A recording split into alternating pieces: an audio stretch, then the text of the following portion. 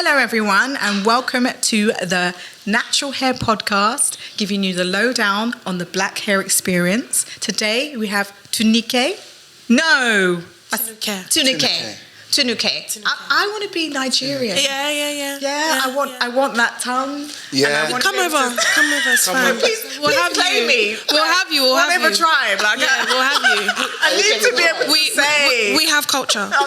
Yes. You guys do. No, don't say no that. Shade. Underlining shade. No shade. No shade. Tell me how you say your name. It's such a beautiful name. So my full name is Tinuke, okay. And the full meaning of that is like someone that's been kept from the inside. Wow. Someone that's been pampered from the inside. Oh, wow. Do you know what I mean? We have culture. I'm telling you. And it's not, you know what? It's very befitting because me and my mum are very, very close. So it means like nourished from the womb. Wow. Yeah. So. Yeah, Sabrina doesn't mean that. Yeah. Sorry. Means all right, love. It's Sabrina, isn't it? Sabrina and David. Sabrina. I was in the Bible. Is Sabrina in the Bible? No, Sabrina wasn't. Sabrina's been on a few rap songs. 100%. Yeah, there's been a few Sabrina the Teenage Witch. Yeah. That's still going. Listen, I'm used to it. The teenagers left and I've never been a witch, but that's the Sabrina that everybody knows. Right. Okay, what a beautiful name. Thank you. So let me introduce you. You have been everywhere. Grazia, Vogue, Channel 4, ITV. Hey. Girl, you're trying to take over the world. Maybe. I love what you're doing. Our girl is an advocate for children with autism. Yeah. Basically trying to change the world and how they deal with children with autism and make it more acceptable, that there is no mindset of it being a problem, and actually this is just something we need to deal with and accept it and make space for these children. Yeah. And I think that's amazing. I hope I've done honour giving your cause a good rep. I don't know how that sounded, but tell me about what you're doing, please. So, I wear a couple of hats. You do. As a lot of us black women do. Yes. You guys be doing it. We be doing the most. But they're all very interlinked, I would say, right from the get-go, right from becoming a mum, essentially. I started off with Mums and Tea, which is like a social platform for mums to connect, you know. Could we elaborate on that? Because when you told me what you do, I was like, it's very necessary. So let's not downplay it. What does that do? So before the panoramic, I like that. I'm done. Before the panoramic, honey, we would meet like face-to-face. We'd have like meetups. And it was important for me to make sure that black mums were connecting. I started it because I, at first, wasn't connecting with anyone. I lived in the middle of Woolwich, honey. And I was going to play groups, stay and plays, children's centres, and I'm the only black mum. And it's off-putting because actually, the services they're providing are amazing. Yeah. There's so many different courses, so many different things. Yeah. And of course, you can connect with other mums. Yes. But by way of culture and by way of background. Okay. Who are you connecting with? Who you're really connecting with. Yeah. And that whole experience can become very lonely if you don't have people that you're like, I see you. When my Nigerian mum is saying, give the baby water. Like, who's going to understand that apart from my people? Yeah. Do you understand? Get it. I love that. Especially when you're a first-time mum as well. Yeah. You need that. Yeah. You need that. You do. Yeah. So we would like meet up monthly, and for me, it was important to provide value. Absolutely have to provide value. So it's not just, come and meet a mummy friend, which is important. We've done first aid. We had Jamelia at one of our meetups. Well done. Coming and talking about first aid and the importance of it. We talk about potty training. We talk about literally also weaning, all of it, literally all of it. And then the panoramic happened. And we had to pivot, as everybody did. Yes. We were online. We're online at the moment. But hopefully by the end of the year, I'll be able to bring it back because lockdowns are done. So thank you for creating such an amazing platform. Yeah. And there are so many women that identify with not feeling like they belong in some of these spaces. Yeah. And you creating something for yourself meant that other people can enjoy a space. So I really admire that. What else are you doing, girl? Okay, and the other hat, one of the other hats. Sorry, there's two more. Sorry. Bear with me. She's doing things. Yeah, she is. So because I don't know which one to talk about first. I'll talk about Learning with ES. So we specialise in diverse educational resources because I believe representation matters for all children. Come on. All children. Yeah. So again, I'm at home. I'm trying to do things with my son. Obviously, cast your mind back. So he's 5. So 2018, I would say. Yeah. There were a few black books on the market, but like actual resources. So like I would go to the pound shop and look for like posters with ABC or like body parts or whatever. They were white. They were white. I'm sorry, my son doesn't identify with that. He's black. So for me, it was important that if I'm teaching him like all of these things, it needs to reflect what he looks like. Absolutely. You know, and not just him, for other children to see what the world looks like around them as well. Right. It's not just one way. Oh, I love that. So yeah, we do flashcards, we do resources, we do we do it all. I need to do more. Listen, wow. It makes you think. Yeah. It really does. Wow, that is amazing. The other hat. The other hat is 5 times more. So I co-founded that with my sister, Chloe. Lovely. And what we do is we advocate for black maternal health outcomes. So I know you know what the statistics are for black women in maternal health. I had a very bad experience giving birth to my son. Like, it was just awful. It was really, really bad. And because I run Mums and Tea, now this is where it all comes together. Because I run Mums and Tea, I'm obviously speaking to a lot of other black mums. Right. And we're new mums. We're like, oh, how was your birth? How was your labour? Trauma. Okay. Trauma. Negative experiences, bad experiences, all of that. And I was just like, look, something is fundamentally wrong here. I don't understand, but I just really want to get to the bottom of it. Yeah. And then the year after, the statistics came out, the first round of statistics, saying that black women were 5 times more likely to die during pregnancy, childbirth, and the 6-week period after. That bit's important, by the way, because people just think, oh, it's just during childbirth. No, right. It's not. No. Okay. The aftermath too. The aftermath. Okay. That's important. Oh, wow. And so I was just like, yo, what's happening? What is actually going on? And it's happening to date. It's happening now. Yeah. Right now. With all the things that in 2022. Yeah. Happening all the new inventions, all new medicines, all the new... That's why it was. That's why it just didn't make sense to me, because I was like, hold on, we live in modern day society with modern medicine and everything, but it's just interesting to note, if you delve deeper into those statistics, black women are not dying from anything more than what white women are dying from. So it's not even like they're dying more from diabetes or from a certain thing. It's exact same reasons, just at a higher level rate. And you know what's mad to me? I don't know if anyone's like into maths or anything like that. The disproportionate level is mad. So the UK is actually one of the safest places to give birth, disclaimer. Right. It's safe to give birth in the UK, right? We have one of the lowest mortality rates in the world, but there's a disparity in who is dying. How can we account for only 3% of the population, yet we're 5 times more likely to die? Make that make sense? Oof. How are we that overpopulated? And that's just death, There's so many other things under that. That's people having bad experiences, that's mortality, that's morbidity, people getting seriously ill, people having left placenta, people, literally, so many things. The ones that lived to tell the tale, there's not even data around that. Oof. It's miscarriage, it's everything, stillborn. It's literally, black women have got it worse. And I said to myself, no.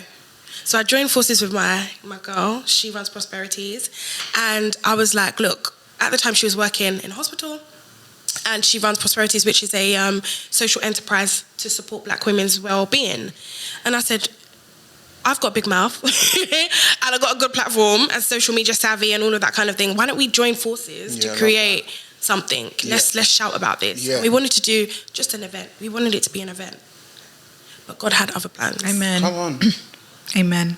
God literally had other plans. God just told me, you have a special seat he's putting you to the front. He's putting you to the front. You got a front seat, girl. I'm telling you. Wow. The work that you are doing is mad. And you're so humble and just so down to earth and approachable. And a pleasant joy to be around. Just sitting there beautiful, like I woke up like this. I definitely didn't wake up like this. I saw it. No, not with my kids. No, didn't. No, don't. No. We're going to talk about that later. So where did the inspiration come from to get to that point? Like because we've all had ideas. about things that we could do or could have done. But what drives you to actually say, no, I'm going to put it into action? And let's talk before you had your little one.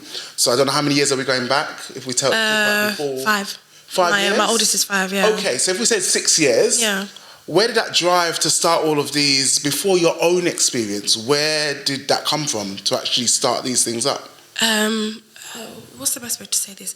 I'm the firstborn in a Nigerian household. I'm the firstborn girl in a Nigerian household. So we can't slack. Love it. We can't slack. Right. We can't slack. From the get-go. Yeah.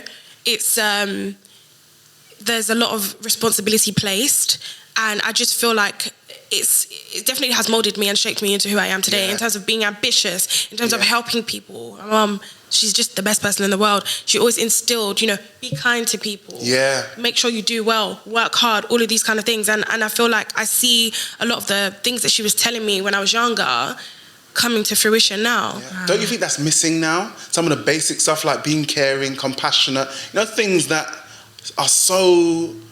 we don't think about those things anymore, but it's basic, but it's missing. And it's free. It's free, babes. It's free. And it's causing wars.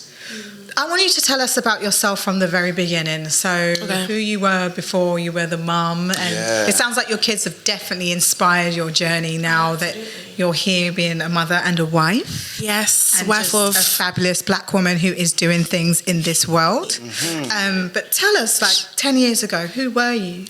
10 years ago, I was working hard. I've been working, I clocked the other day. I've been working since I was 15. When I got my NI card, immediately. It was in a Nigerian. It is it. Go and make money. Bring money to this house. You can't just be...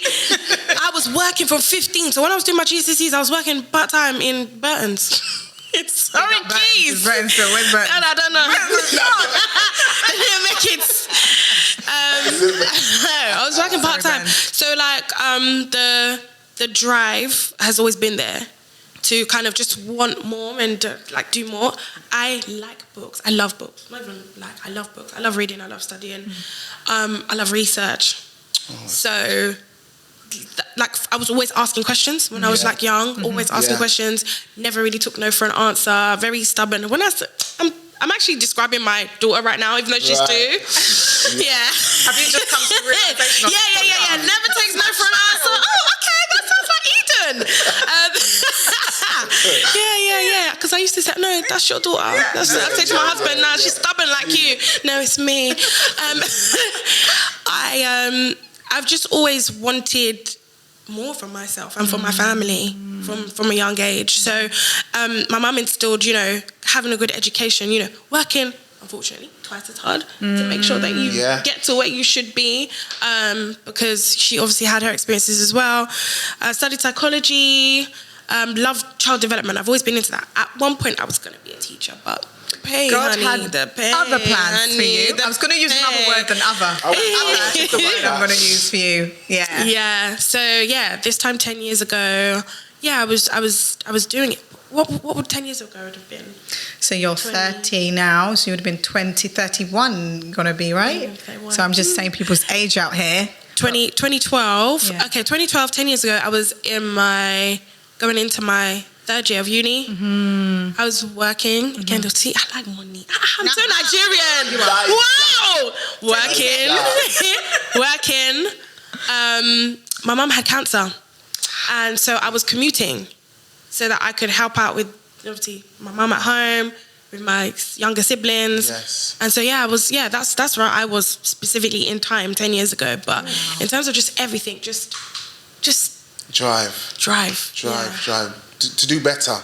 Yeah. I think it's funny when we come from, and I think maybe it's a generational thing, or those enter into their 30s or 35 plus. I think when we've seen our parents go through a certain experience and struggle to get to where they are, I think it encourages us to want to do better, or we have to. There's that pressure you can't fail. Can't slack. You can't slack. So I get it. I really do get it. And fast forward to now, where are you at? Where am I? With yourself? with myself, I'm an entrepreneur, honey. Girl, you made it. Say it I'm loud. an activist. I'm a campaigner. Flowers. I'm a mum of 2. I'm a wife. I've been married for 6, going on to 7 years. Congratulations. Thank you. It's hard work, but thank you. I won't lie. It's hard. I love you, babe, but yeah. It's a little bit hard. It's definitely hard. And yeah, just, again, just family orientated. That means a lot to me, family. And again, helping others, because my mum has such a big heart, and she's really important to me. So I grew up in a single parent household, so I literally only had my mum. Wow. And it was just important for me to, to make her proud, and to, I saw her over the years sacrifice her life for her children, be an amazing friend to her friends, do so many things for her family, and it really just inspired me. Wow. Yeah. That's where the richness comes from, your personality. It's definitely, you can feel it, right? My mum is larger than life, honestly. Like, she's just, So with your children, and which one of your kids has autism? My son, Your my 5-year-old, yeah. So your first child, was that the traumatic birth? Yeah. Wow. It was. Can you take us back there? So, was it determined from birth, or was it later determined his autism? No, he only got his diagnosis last year. What? Yeah, he got his diagnosis last year. Did you know? We knew, so it started with the speech delay. So just before he turned 2, I was like, this boy ain't speaking. Like, again, I'm around other mums all the time. We've got our core bunch of friends, little children that he's around and stuff. And I just noticed that he was hitting his milestones a little bit later than everyone else. Right. And I would even say up until like beginning of this year, he was completely non-verbal, Yeah. It's only now that we've been doing the work, we've been putting everything into this boy, and we're seeing him flourish. We're seeing him, we're seeing that speech kind of come out now. But it's not just about the speech, it's communication. So before he could speak, I could communicate with my son, But yeah, that's a whole big thing. But yeah, like last year we got the diagnosis. Okay, so it's still quite fresh. Yeah. Oh, very. Oh gosh, okay. Sorry, I'm jumping in. What was that like for you? Good question. So if I describe how everything kind of happened, so I mentioned before he turned 2, alarm bells kind of, he's not speaking, let's go and see a speech and language therapist, let's see if they can do anything. And then he had a few sessions, then the panoramic. Panoramic. Yeah, panoramic. And obviously lockdowns, couldn't do much. I had my second daughter by then. It was a lot. It was a lot going on. And then we'd seen the pediatrician twice over the course of a year. So every 6 months we were seeing her via Zoom. We were in lockdown for how long? Of course. So the first time I saw her, she said, we answered a few questions. She looked at his records. She had spoken to the nursery. She'd seen what the speech and language therapist had said, and she was like, I'm not too worried. Let's just keep an eye out. It's lockdown. Let him go back to nursery. Let's see. Yeah. 6 months later, she was like, I'm worried about ASD, but I'm looking at him on Zoom. I need to see him before I can make that formal diagnosis. So she'd already planted that seed that, could be. It actually could be autism. Yeah. So there's me with my research, child development, reading, everything. I just, I dived right into it to make sure that I kind of knew what everything was, and I was asking the right questions to the right people, and I thought I was prepared. When I got the diagnosis, it was a totally different story. I can't lie to you. As much as I thought, I had prepped for him to, when she saw him, and she said one thing to me, and it stuck with me. I think that's what got me through the dark days. He's still the same boy that walked into this room. He's still the same boy that walks into this room. Like, this diagnosis changes everything and it changes nothing. Yeah, wow, my God. And for me, that was just like, okay, you know what? He's still going to have a good quality of life. At the time, it's like, there's so much stigma and there's so much, things that we know or don't know about autism and all this. So it was kind of scary to be like, oh, whoa, black boy, autism, ooh. How's that gonna play out? And I fell into a deep depression. I did. I fell into depression. I had to quit my job because it was just too much, taking him to speech and language. So let me set the scene. Full-time working from home, with Eden, because there was no place in nursery, taking Ezekiel out of nursery to go to speech and language, to go to all these therapy, all these different appointments, and then putting him back, coming back to work from home with a screaming baby, still breastfeeding on I said, it's not, I can't got my die. And it wasn't an easy decision, obviously, finances. Come on. You know? But I had to put my family first. So it was just, it was, I had to. Wow. That was it. I had to do it.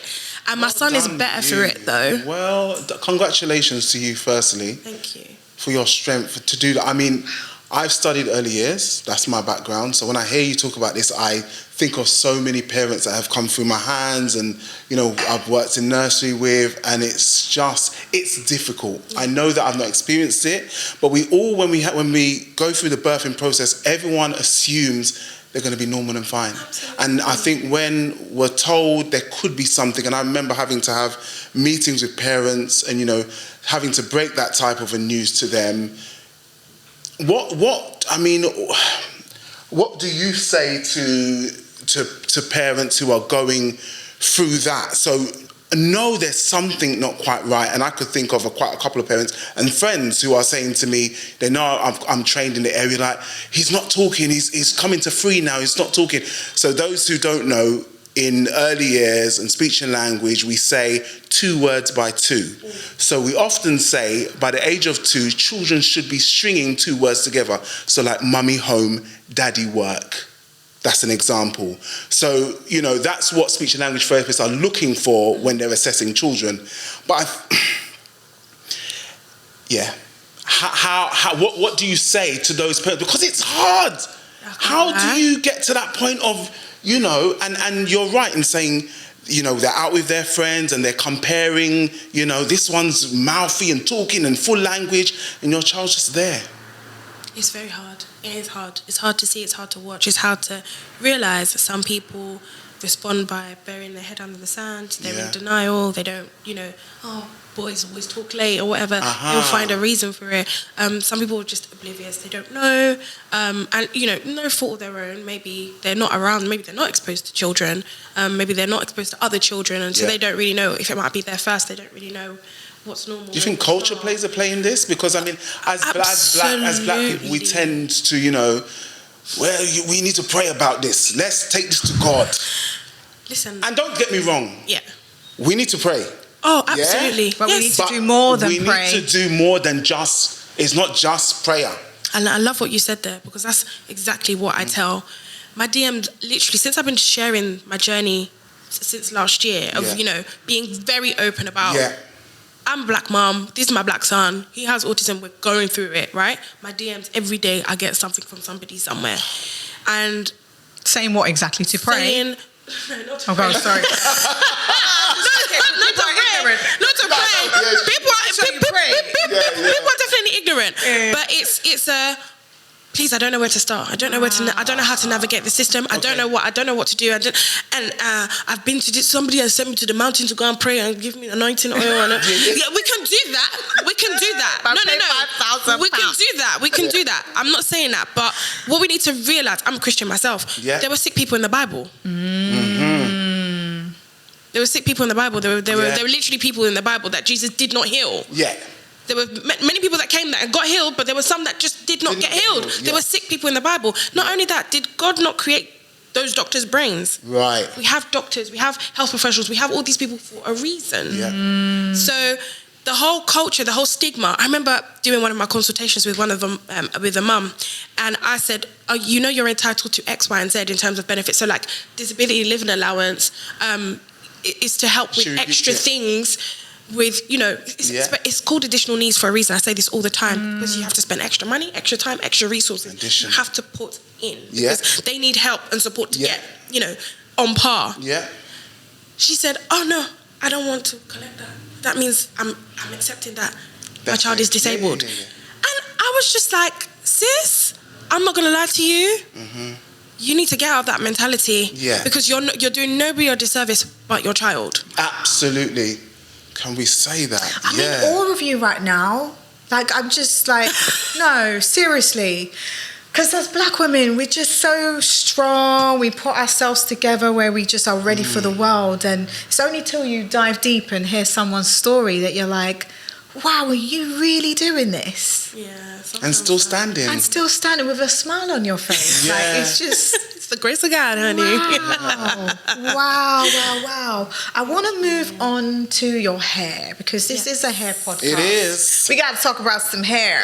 As you can see, the beauty queen has a beautiful pixie done by us at Morells. How was your hair experience here? Beautiful. My scalp didn't even tingle one second. Tingle. I didn't even feel one. I didn't feel nothing. It was the best. Oh, it was the best. Yeah, it was Thank really good. you. I haven't paid anyone to say. This had a disclaimer. No, I did not pay. This is not a gift or an ad. So we did a relaxer. Yes. First of all, we did a consultation. So we spoke about your hair, what you've been doing with your hair, what relaxers you've used. And then we did the relaxer. Then we did a pixie cut, did a bit of a treatment, wrapped and styled. How is it feeling? It feels good. And I'm sorry, I look lit. Yeah, you do. You do. I'm sorry, I look lit. You do. You do. Where are you going?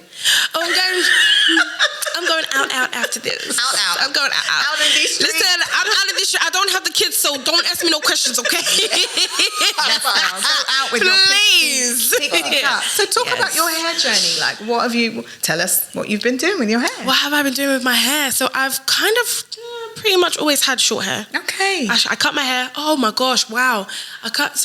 Memory. Yep. I'm just memory unlocked. Uh-huh. Yeah. I first cut my hair when I was in college. Okay. Again, I'm typical type A personality, kind of high achiever. If I don't get what I want, I didn't get into UCL. Oh. And I was mad. Stop I told my hairdresser, cut it off. Cut it all off. I don't want it. With the teeth? Yeah. Cut it all off.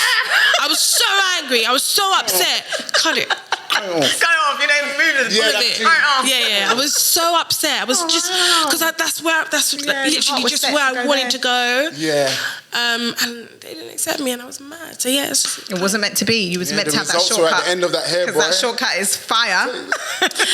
So yeah, like I mainly have short hair. I might do braids once in a while. I had a period actually where when I fell pregnant, they say you're not supposed to relax your hair for the first child. You can relax your hair. Can I jump in and say that? Yeah. There are chemicals in everything. We have chemicals in our toothpaste, in our mouthwash, in our makeup, in shampoos, in deodorants, in everything. There is nothing on a relaxer that says you cannot relax your hair while you're pregnant. Right. What actually happens is your hormones will respond to the relaxer. So let's say you relaxed your hair and it was fine. Then you can continue to relax. It's not going to affect the baby. However, if you were to relax and you had breakage or your scalp was really sensitive or there was problems, that will be an indication that you can no longer relax throughout your pregnancy. Right. Yeah. So I just want to Thank you. That up. You're Thank you for educating me on that, because the second time around I was like, I'm sorry, I'm doing it. I don't care. But I was ready to take the risk. I was ready to take the risk. They're not even ready. I did it. I took the risk. Take the risk. Because I was like, I need my short hair back, please. I was so tired of natural hair. Well, it's not for everyone. Yeah, no, it's not. But yeah, no, so I stopped relaxing my hair when I felt pregnant, and then I just let it go natural, and it was natural for a very long time. And then I felt pregnant, and I was like, yeah, I'm cutting it again. So I was natural for like 2 years. How was natural life? I did like it until I didn't. I love that you was about to say love and then said like. I saw that. Yeah. What happened?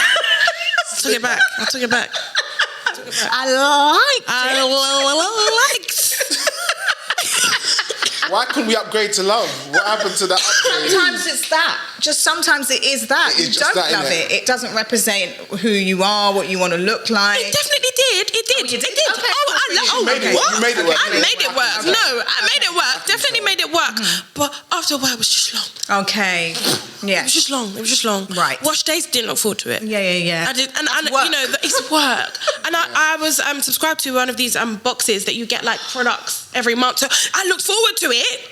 Yeah. What's in it? Can I speak about how I feel about those boxes? Go on. I didn't know this existed. Okay, it's like a subscription box, isn't it? Where you get a bunch of products each month. So it's like Russian roulette with products. Wow. So there were companies out there making money off the fact that you want to use products. So guess what? That's We're wicked. going to give you products for a certain amount every month. How did that work for you? I mean, at the time, I was a product junkie because I just wanted to see, what works with What my is it? hair? Yeah. You know, Right. what's nice? You know, so it worked for me. Okay. But then I just didn't want natural hair anymore. Okay. I stopped. Just stop. Just stopped. So There's some Paul sitting behind that box, you know, who had never, he don't know nothing about no afro hair, black hair.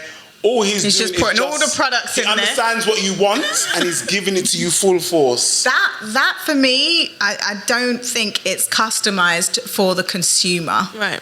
So I mean, I've never used one of those subscription companies, but if it was a case of you put in the type of hair that you had, type 4A, dry or hydrated or whatever it is, and you had criteria that you had to meet, and then those products were sent to you based off the hair that you have, I would totally stand by it. However, just sending... Is that a business idea?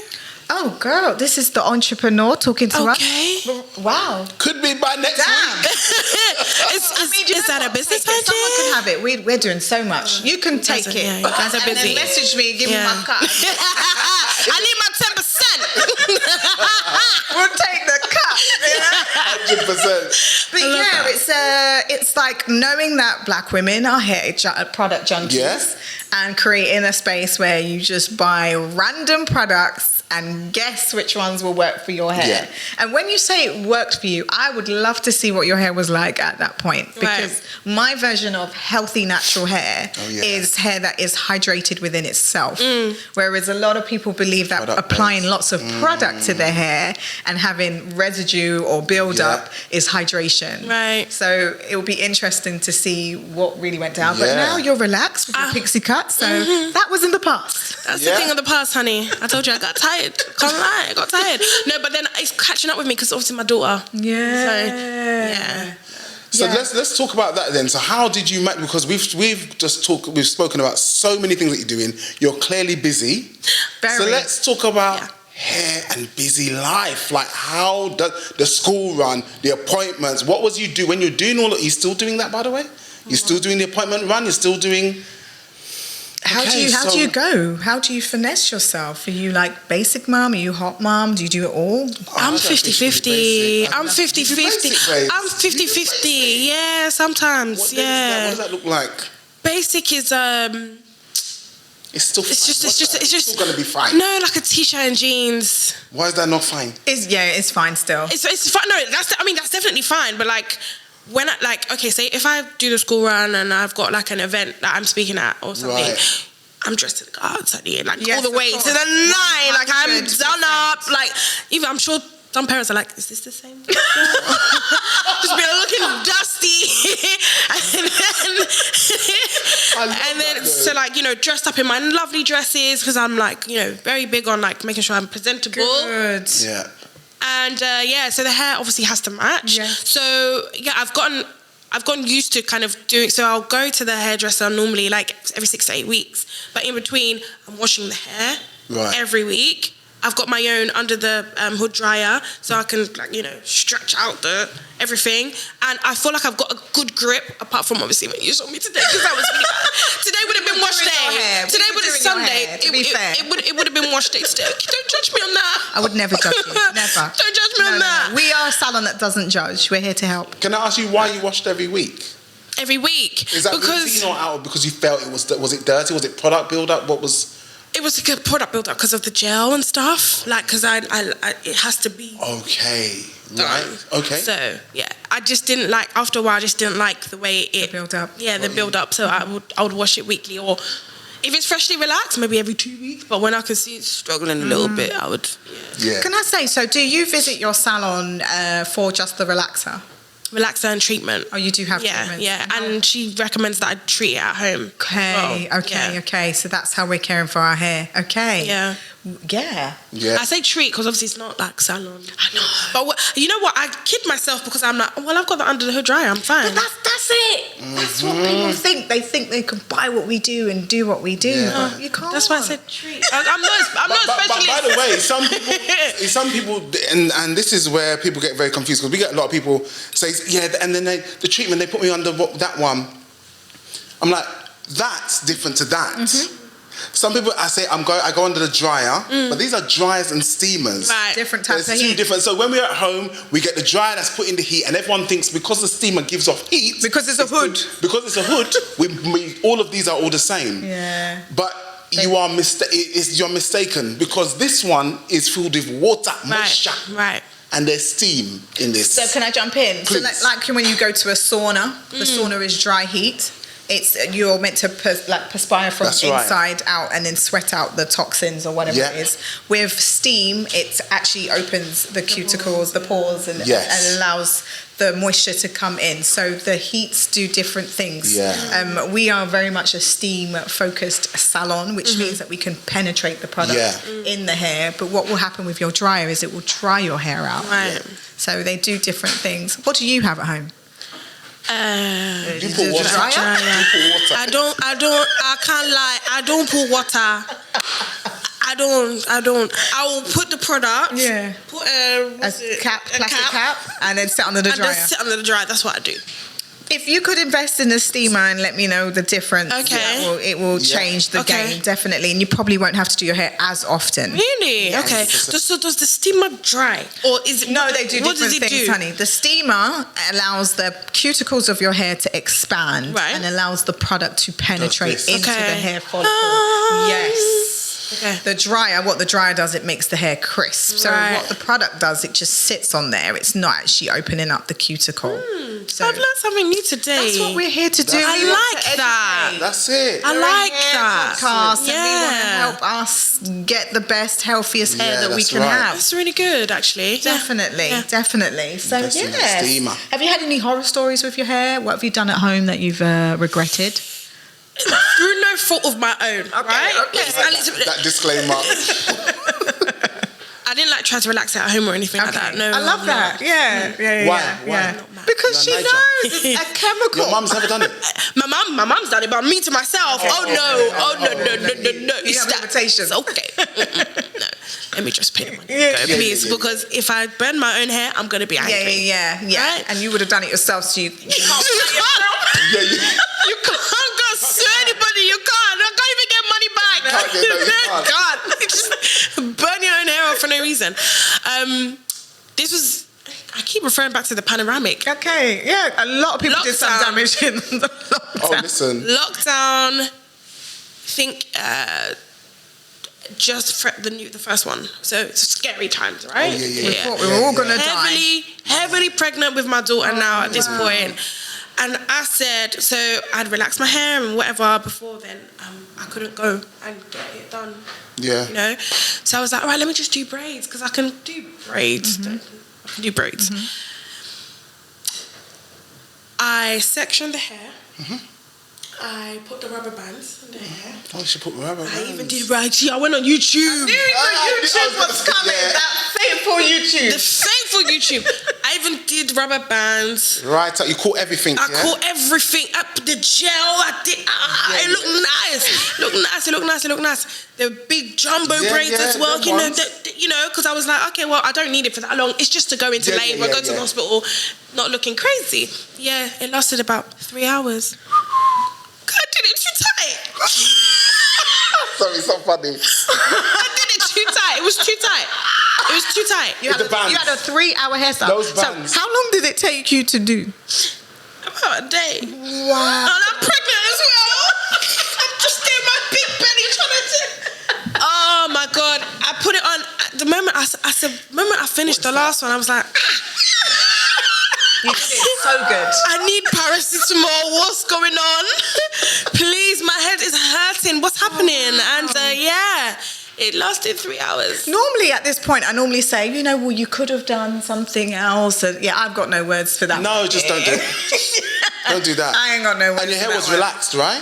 Yeah, by this point. Did you have any breakage? Oh, it's 3 hours. It's 3 hours. It was 3 hours. He didn't have time to set. He didn't have time to set. Should you have left that? Let's talk about that. Should you have left that in? I would have had nothing left. People who would say, you know, I've spent so much time, let me just take the burn. Yeah. And we've seen some of those. We've had to salvage some of those heads who have, yes, it's been burning, but I've said, you know what, I'm going to keep it in because I've spent the day doing it, knowing your head is on fire. No. And then the hair falls out because of that pressure. The best thing you did in that situation is admit that it was. Take it out. I took it you did out. the best thing. I couldn't. Wow. What? As a pregnant woman in a lockdown, I was already scared. Oh gosh. I was scared of even touching the doorknob, and then you telling me that, and I have to sit here with hair that's hurting me. No way. So how was your hair for the pregnancy? For the birth? For the birth, it was like this. Okay. Yeah, it was like back to Pixie. Back to Pixie. I wore a headscarf to be fair.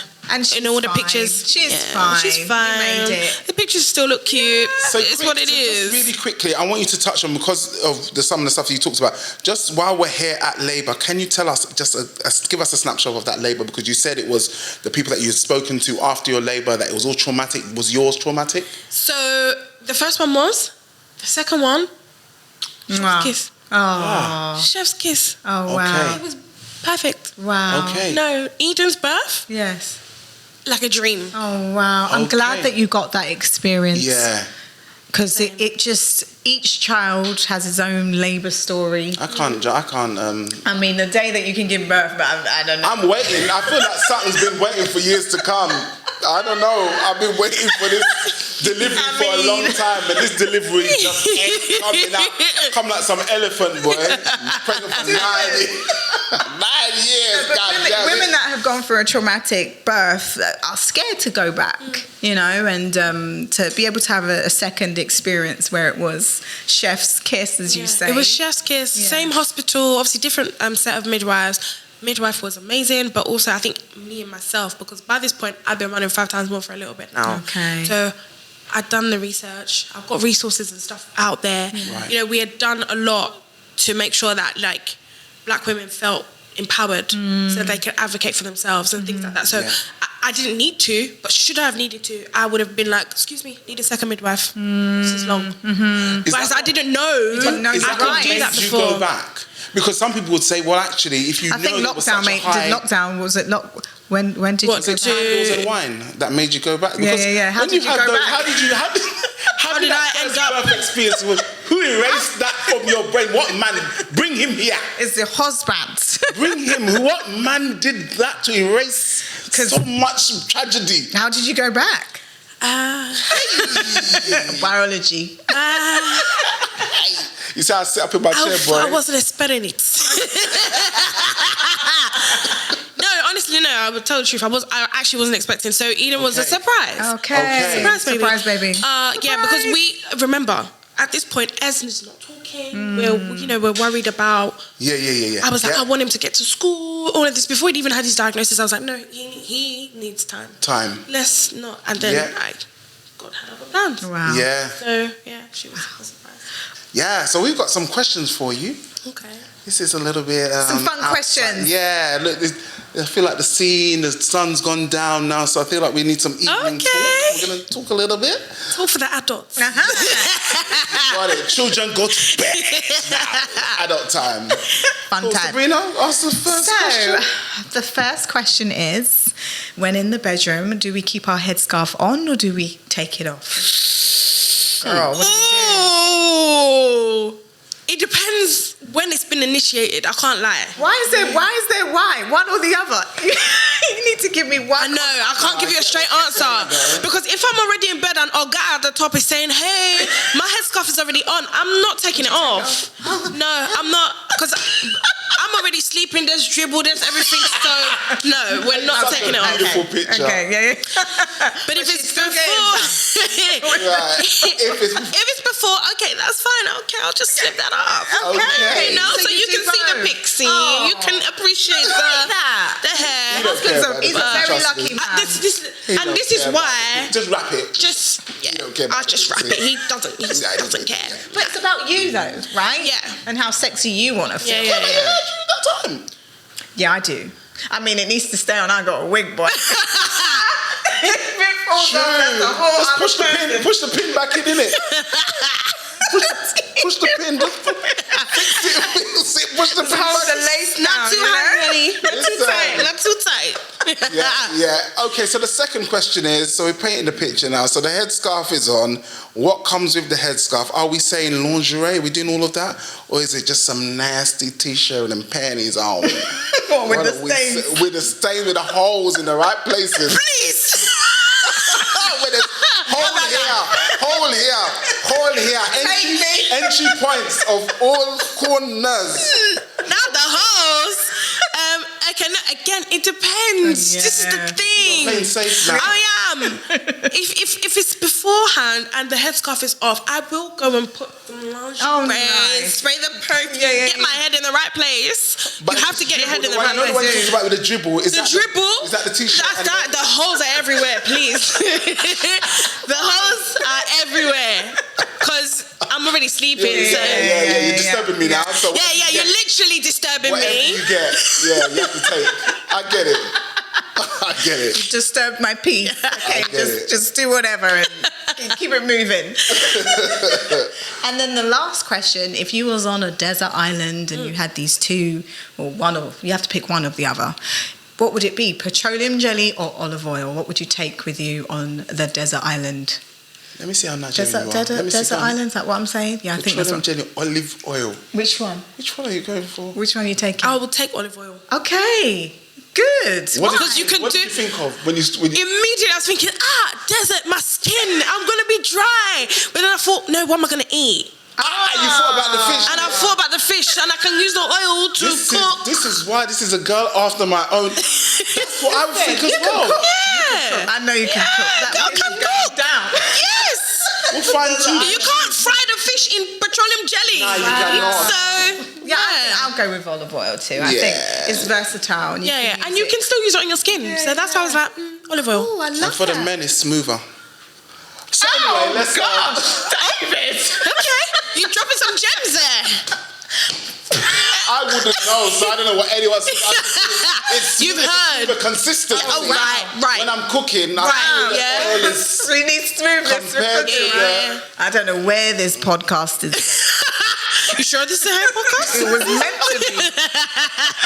It can change. It can change. So it has been a pleasure having you. Yeah. We have to do a part 2. Absolutely. I want you back immediately. Yeah. Say the word, I'm there. Thank you for blessing us with your presence, sharing your story, and we wish you the best on your, what you're doing and taking over the world and advocating for black boys that have autism. We need you. Yeah, you are doing big things. We have a gift for you. Before we do that. Oh God, okay. A gift? Do that? Yes. Where can we find you? Because there's some people that are gonna. She's married. Yeah, please. I'm married. So when Sorry. Don't slide anywhere. Where can we find you? Don't slide in the DMs. I'm joking. Where can we find you after that? Just slide in the DMs. You know, you have to keep your husband on his toes, like. Yes. So you know what you're missing. I'm joking.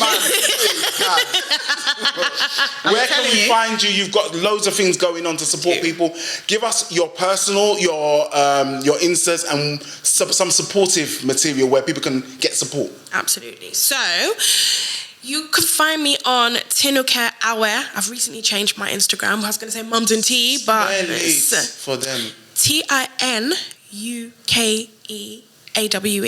Beautiful. Okay. Or you can search for Mums and Tea as well. That should come up as well. Mm-hmm. So on there, you'll have links to Learning with Ez and at Fivexmore as well. But if you want support, you want to book my services, you want to have a chat, you want to read my blog post, you want to see all the things I've been doing, you can catch me on... I'm a fan. I'm sold. www.mumsandtea.com. Amazing. Wicked. Amazing. Well, I'm a fan, I've said. Yeah. Can I give the gift now? Yes, Give you the gift of hair care. Okay. So we have our home care treatments for you. Oh, thank you use so them. much. Enjoy. We have treatment 1, which is our maintenance treatment. Whenever your hair's having no issues and you want to maintain the health of your hair, you use treatment 1. And treatment 2 is whenever there's problems with your hair, issues with your scalp, you use treatment 2.